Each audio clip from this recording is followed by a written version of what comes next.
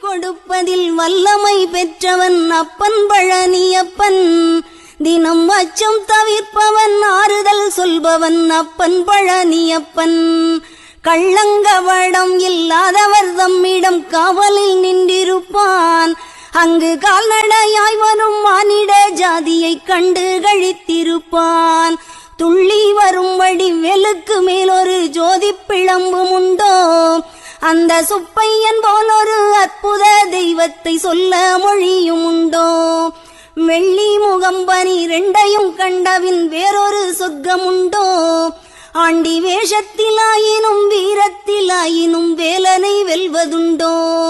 சித்தர் வணங்கிய சேவற்கொடியோனை சேர்ந்து பணிந்திடுவோம்.